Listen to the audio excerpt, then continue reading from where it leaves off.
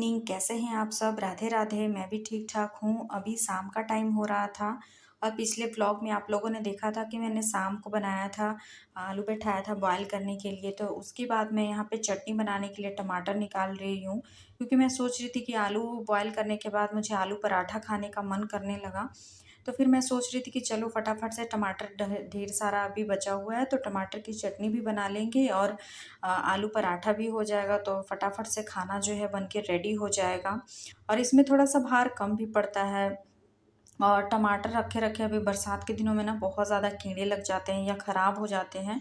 और जो छोटी छोटी मक्खियाँ होती है ना, वो अभी सब्जियों पे बहुत ज़्यादा लग जाती है, जिसकी वजह से सब्जियाँ बहुत जल्दी ख़राब भी हो जाते हैं। तो फिर मैं सोच रही थी कि चलो अब टमाटर की चटनी ही मैंने सोच लिया, तो फिर बना ही लेते हैं। उसके बाद मैं सोच रही थी कि मीठे में भी कुछ बना दें, बट दूध अभी था नहीं और हस्बैंड को आने में काफ़ी ज़्यादा टाइम था।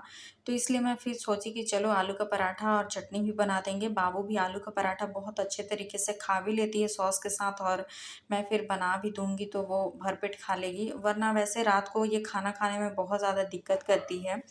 इसको बहुत ही मतलब बहला-फुसला के फिर खिलाना पड़ता है, दाल हो, चावल हो, ये सब वग़ैरह। तो और प्लेन रोटी ये बहुत ही कम खाती है, पराठे वग़ैरह अगर रहते हैं ना तो फिर खा लेती है। और ये आके मुझसे किचन में बोल रही थी कि मम्मा मतलब मुझे पानी-पानी में भीगना है। फिर मैं उसको बोल रही थी कि नहीं बेटा, मार पिटाओगे फिर तुम। तो बात-बात में मतलब इसको भी बहला-फुसला के मैं रखती हूँ, उसके बाद मैं इधर किचन में आ जाती हूँ खाना बनाने, और काफ़ी ज़्यादा दिक्कत होता है बच्चों के साथ। तो फिर मतलब कि एक बार आप खाना बनाने बैठोगे ना, तो ये आपको बार-बार आएँगे। और मेरी बेटी अभी बिल्कुल अकेली पड़ जाती है, इसके साथ कोई बच्चा है नहीं खेलने के लिए, तो फिर वो बार-बार मेरे पास ही आ जाती है। और मेरा भी मन कभी-कभी बहुत ज़्यादा चिड़चिड़ा हो जाता है, और मैं टमाटर की चटनी को बिल्कुल तेल में हल्का-सा फ्राई करूँगी, उसके बाद मैं बनाऊँगी। और कभी-कभी मैं गैस पे पका के भी बना लेती हूँ, लेकिन ऐसे क्या होता है ना कि जल्दी से बन जाता है और फिर उसको पकाने में बहुत ज़्यादा टाइम लगता है, तो फिर मैं ऐसे ही बना लेती हूँ। और आप अगर ऐसे भी बना के टेस्ट करेंगे ना, मतलब बहुत ही ज़्यादा टेस्टी लगेगा। और इसका जो छिलका है मैं वो बिल्कुल भी नहीं निकालती। बहुत लोग हैं जो छिलका भी निकाल देते हैं। इसके साथ मेरे पास अदरक नहीं था, तो मैं यहाँ पे लहसुन और मिर्च और टमाटर ये सारी चीज़ें डाल के मैं बना रही थी। और इसमें थोड़ा-सा मैंने पहले ही नमक डाल दिया है, और उसके बाद आपको कुछ भी इसमें और एक्स्ट्रा चीज़ डालने का ज़रूरी नहीं है। तो मेरे पास अदरक का 2 टुकड़ा मिला मुझे छोटा-छोटा, जो कि लास्ट बचा हुआ था, तो मैं सोच रही थी कि चलो अच्छा हुआ मिल गया, तो मैं वो भी डाल दी इसमें। उसके बाद टमाटर को डाल के अच्छे तरीके से सारी चीज़ को पीस लेना। और इसमें एक चीज़ है ना कि आपको अलग से फिर तेल डालने की ज़रूरत नहीं पड़ती है। जैसे हम चोखा वगैरह बनाते हैं या जो गैस पे पका के चटनी वगैरह बनाते हैं ना, तो फिर उसमें दिक्कत हो जाता है, मुझे अलग से तेल भी डालना पड़ता है। बट इस चटनी में ना आपको तेल डालने की ज़रूरत बिल्कुल भी नहीं है। तो यहाँ फटाफट से चटनी बन के तैयार हो चुका था। फिर मैं इसी कढ़ाई में डाल दूँगी थोड़ा-सा प्याज़ और हरा मिर्च। और अगर बच्चों को देना है ना तो आप स्किप भी कर सकते हैं। मैं तो बाबू को खाना खिलाती हूँ, तो जितना भी मिर्च वग़ैरह होता है ना, मैं वो देख के ही देती हूँ। वरना वो फिर रोने लग जाती है अगर उसको मिर्ची वग़ैरह पड़ जाता है तो। तो यहाँ पे मैंने आलू डाल दिया है, थोड़ा-सा हमें प्याज़ को फ्राई कर लिया है। उसके बाद यहाँ पे आलू को ज़्यादा देर फ्राई नहीं करना है, और मैं ज़्यादातर मसाले डालती भी नहीं हूँ आलू पराठे में, क्योंकि फिर आलू पराठा है ना तो मसाला वग़ैरह डालने के बाद फिर सब्ज़ी जैसा टेस्ट आने लग जाता है, तो मुझे बिल्कुल भी पसंद नहीं है। हल्का-फुल्का आप जो बिल्कुल हल्दी वग़ैरह अगर डालना भी है तो बिल्कुल हल्का-सा थोड़ा-सा आप डालें, ज़्यादा। उसके बाद से आलू मेरा जो है वो फ्राई हो चुका था, तो मैं उसी कढ़ाई में थोड़ा-सा सेवई को भूँज के रख ले रही थी कि सेवई फटाफट से बन भी जाते हैं, और जब हस्बैंड दूध लेके आएँगे ना तो फिर मैं उसमें डाल के थोड़ा-सा खौला दूँगी, तो फिर हो जाएगा मीठे में कुछ। और आलू पराठा के साथ मुझे ऐसा मतलब क्रेविंग हो चुका है ना कि मतलब आलू पराठा अगर रहेगा तो उसके साथ मुझे खीर या सेवई या कुछ भी हल्का-फुल्का अगर मीठा मिल जाता है ना तो अच्छा फिर लगता है खाने में। और मैं यहाँ पे फटाफट से पराठे सेक रही थी, बाबू भी उधर बहुत ज़्यादा बदमाशी कर रही थी, लेकिन मैं उसको किसी-किसी बात में उलझाती हूँ, फिर उसके पास जाती हूँ, फिर आती हूँ, फिर खाना बनाती हूँ, ऐसे करके, क्योंकि हस्बैंड को आते टाइम शायद लेट हो जाता है थोड़ा बहुत। कभी-कभी मतलब जल्दी आ जाते हैं, पर कभी-कभी ऐसा होता है ना कि काफ़ी ज़्यादा लेट हो जाता है। तो फिर मैं सोचती हूँ कि उतना लेट से फिर खाना खा के जल्दी मतलब खाना खा के तुरंत नहीं सोना चाहिए, ऐसा बोला भी जाता है। और खाना खाने के बाद में थोड़ा-सा रेस्ट मतलब थोड़ा-सा आपको टहलना ज़रूरी है फिर, तो इसलिए मैं सोच रही थी कि फटाफट से खाना बना दूँगी ना, तो फिर वो खाना खा के थोड़ा-सा बाबू के साथ खेलते-वेलते हैं तो फिर अच्छा रहता है ऐसे। उसके बाद से मैं फटाफट से यहाँ रोटियाँ सेक ले रही थी और यहाँ पे सेवई मैं कढ़ाई में ही छोड़ दी थी कि जब ये आएँगे ना तो दूध को बॉयल करके सिर्फ़ इसमें डाल देंगे। और वैसे तो बिल्कुल सिंपल टाइप सा सेवई मैं बनाती हूँ। मेरे हस्बैंड को जो कच्चा नारियल वग़ैरह होता है ना, वो डाल के बिल्कुल भी अच्छा नहीं लगता है उनको।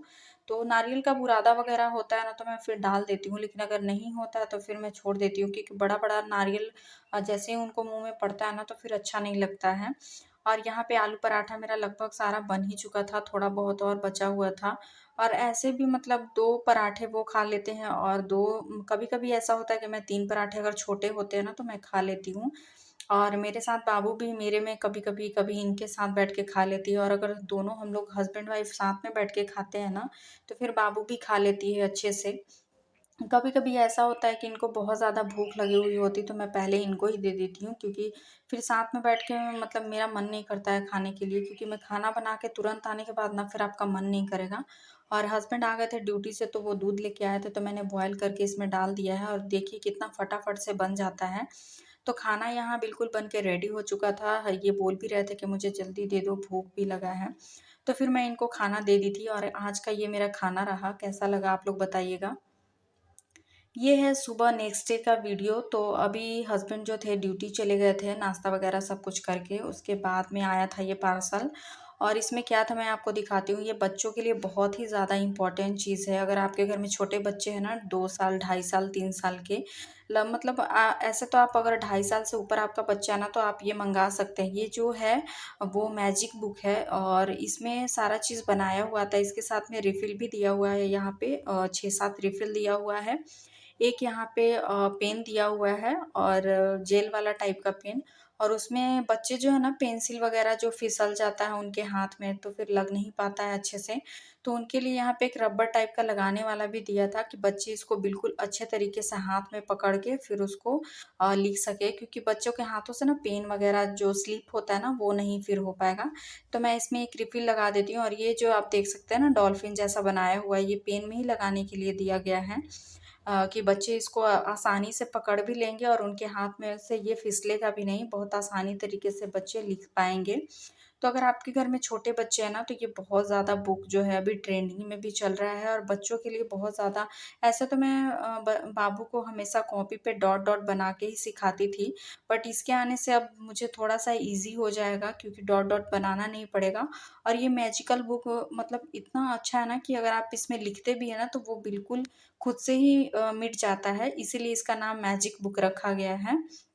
और ये बहुत ही ज़्यादा ट्रेंड में चल रहा था। मैं बहुत बार देखी भी थी इंस्टाग्राम वगैरह पे, बट इंस्टाग्राम से फिर मुझे क्या होता है ना, कि उतना ट्रस्ट नहीं हो पाता है किसी चीज़ को मँगवाने के लिए। फिर नहीं, मैं स्किप कर देती हूँ। और देख सकते हैं ये जो मैजिक बुक है, ये मतलब इसमें 4 बुक दिए गए हैं, जिसमें 1-2 भी है, मैथ्स भी है, फिर एबीसीडी वगैरह भी है।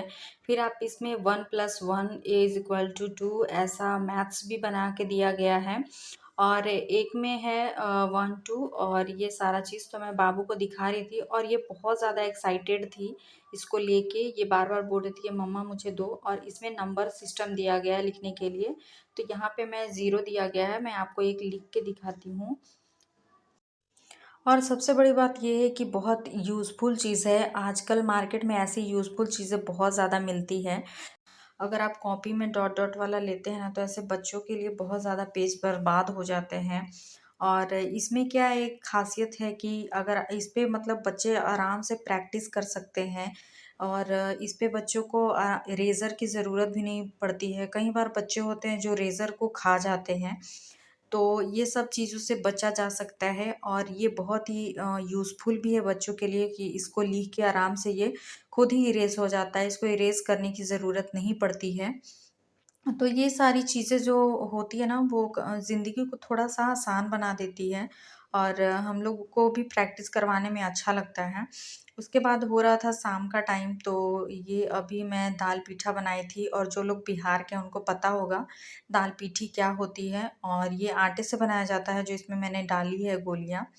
उसके बाद ये अभी सब्जी लेके आए थे ड्यूटी से, तो मैं सारा निकाल के रख रही थी, और यहाँ पे ये लेके आए थे कांदा। तो मुझे स्पेशली कांदा बहुत ज़्यादा पसंद है दाल चावल के साथ, तो मैं सोच रही थी कि इसका चोखा बनाएंगे। और कांदा बहुत दिनों के बाद मुझे मतलब देखने को मिला है। ऐसे तो मैं घर पे जाती हूँ तो खाती हूँ, लेकिन यहाँ पे बहुत दिनों के बाद मतलब मुझे देखने के लिए मिला, और बाबू के लिए कुछ फल वगैरह था। तो आज का ब्लॉग कैसा लगा आप लोग को ज़रूर बताइए।